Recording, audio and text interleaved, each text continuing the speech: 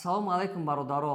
Чӣ хеле ки шумо медонед дар YouTube канали мо фақат абзори телефонҳо мешавад ва мо имрӯз хостем ки як абзори телефон барои шумо кунем ва имрӯз якта телефоневу якчандта телефон дорем.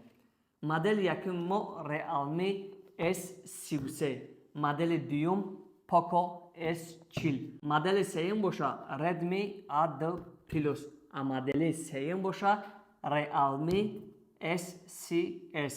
имрӯз дар бораи 4 телефон маълумот метиҳем.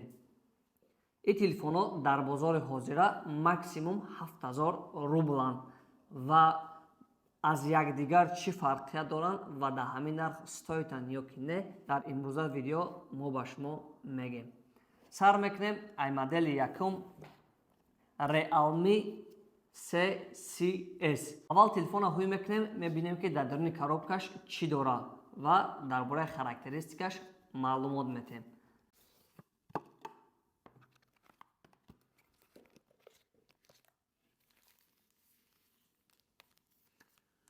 дизайнаш беҳад дизайни хуб ва дар даруни коробкаш зарядник, блок барои заряд мондан ва як дона кабел дорад.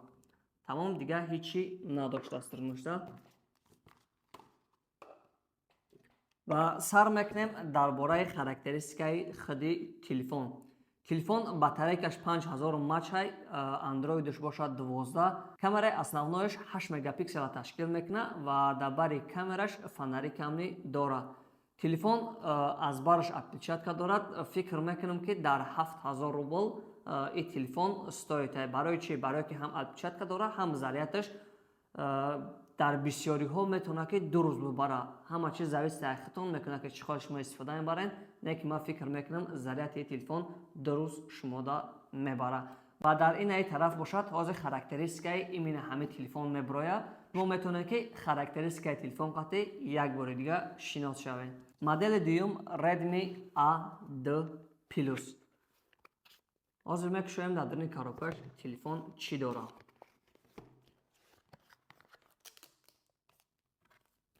телефон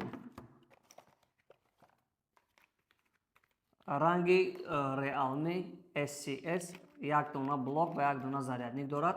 Тамом, дигар ҳечи дар даруни коробкаш мутаассифона надоштааст. Redmi A2 Plus. шумо метавонед ки дар ин ҳамин тараф характеристикаи телефона худтон бихонед ва ма дар бораш бо камтари дигар маълумот метиҳам. пушти телефон пластмассай ва дар пушташ отпечатка дорад. дута камера дорад ки основной камераш 8 мегапиксел сурат мегирад. фонарик дорад ва дута сим-карта мебарад. аккумуляторш бошад 5000 мАч дар як соат ки ия метавонад ранги Realme SCS 2 сутка 2 рӯз зарядаш шумода бибарад. ва модели сеюми мо Poco S40. хубтар гӯш кунед дар бораи имина ҳамин телефон, барое ки характеристикаи ин телефон ай дигар телефонҳое ки тақрибан то 7000 рубланд хеле фарқияти калон дорад.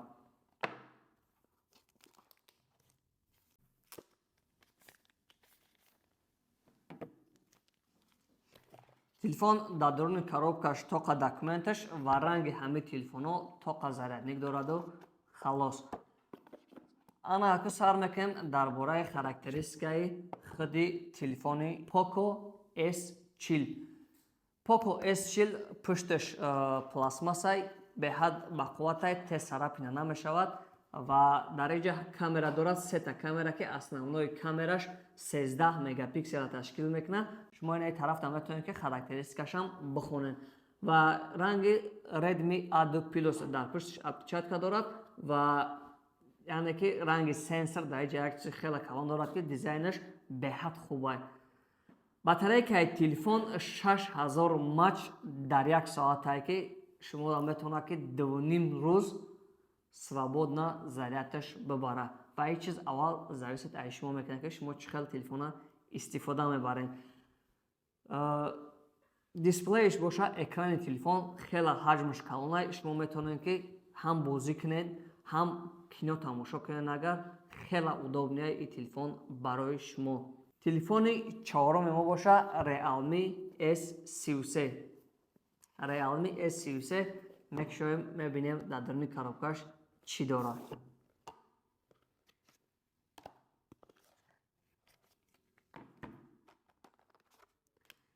Realme S33 ҳам мутаассифона Realme S33 ҳам ранги дигар телефоное ки кушодем як кабелу як зарядник дорад. Халос. Сар мекунем дар бораи характеристикаи худи телефон. Realme S33 беҳад як дизайни хуб дорад. Дизайнаш хеле мада маъқул шуд ва дар пушташ дута камера дорад ки камераи основнояш 50 мегапиксел. Шумо як бор фикр кунед ки дар 7000 рубл телефон мехарем, камераш 50 мегапиксел. Вау, просто. Ва дар инҷа якта фонарик дорад ва аккумулятори телефон 5000 мач дар як соате ки ранги дигар телефоно свободно дуруст заряди телефон мебарад. Ва ман фикр мекунам кадом телефоне ки айбараш отпечатка дорад хеле удобнее барои бисёри одамо. Ва телефон дар нархе ки ҳозир ҳаст то 7000 рубл ман фикр мекунам арзандаи ҳамин нархе. Ва агар шумо хоҳед ки аз ҳамин телефонҳо заказ кунед, метавонед ки номерои поёнда нависен дар WhatsApp ё ки занг занед ё ки дар Instagram мо нависен, мо ҳатман шумода ҷавоб метиҳем. Доставка тамоми шаҳрҳои Россия ва Тоҷикистон бошад то шаҳри Душанбе. Метавонед ки заказ кунед. ҳама шаҳрҳои Россия тавассути почта Россия ё ин ки СДЭК равон мекунем. аз шаҳри Душанбе бошад, мо дорем баъзе курьерҳо мебаранд дар шаҳри Душанбе, дар дастон мерасонанд. ҳамагӣ 1.5-2 рӯз вақт мегирад доставка кардани мо то Душанбе. Ва дигар шаҳрҳо бошад агар 2 рӯз, 3 рӯз, максимум 4 рӯз вақт мегирад. метавонед ки заказ кунед. Тамоми намуди телефонҳо ҳаст ва ҳамаи телефонҳои наве ки ҳаст дар мо 1 сол гарантия дорад. боқӣ ҳаматонда барори кор.